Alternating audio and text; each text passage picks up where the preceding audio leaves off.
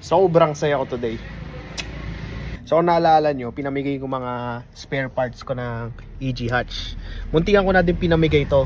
Itong side mirror. Ayan o. Ayan. So ito pala, napansin ko, meron siyang 7 pins, 7 wire.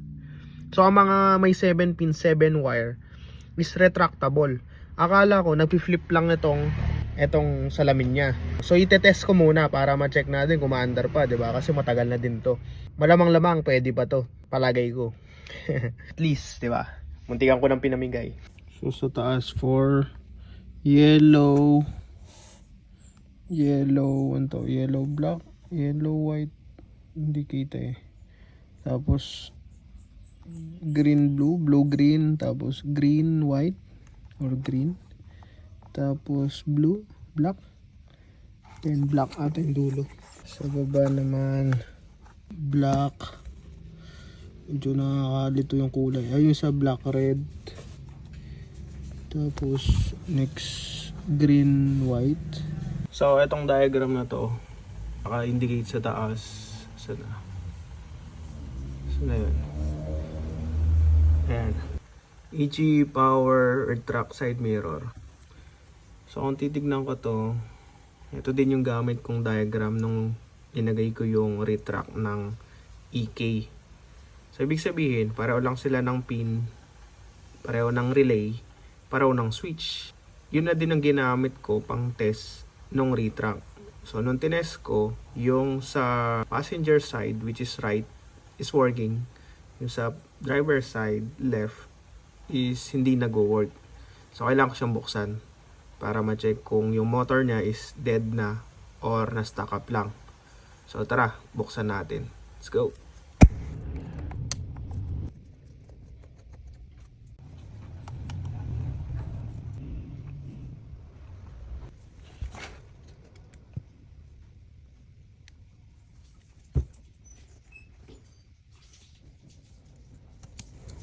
So dito itetest ko muna siya gamit tong baterya ng EG Hatch na 12 volts. Ayan, makikita nyo working. Kabila naman, ayan, nag-work na. So stuck up lang pala tong motor ng side mirror, kaya hindi siya umandar. Ayan, so verified, working na siya. So, pwede na natin siya ibalik. Let's go!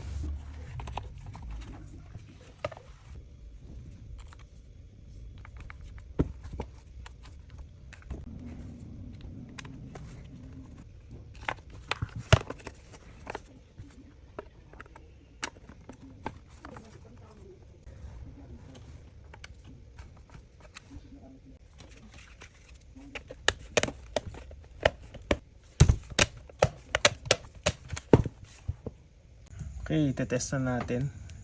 Since pareho lang naman tong Civic, pareho lang din yung pin, iba lang yung kulay.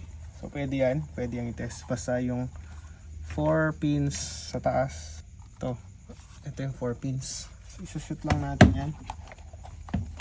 Umandar gamin. Yan. Ano natin, ignition, retract. Yeehaw! Alright, working yung mirror.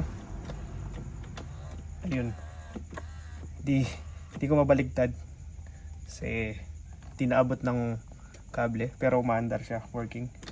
Ayan, tinig naman ng sounds. Ayos, test natin isa. So ito, na-test na natin kanina. Verify lang natin ulit.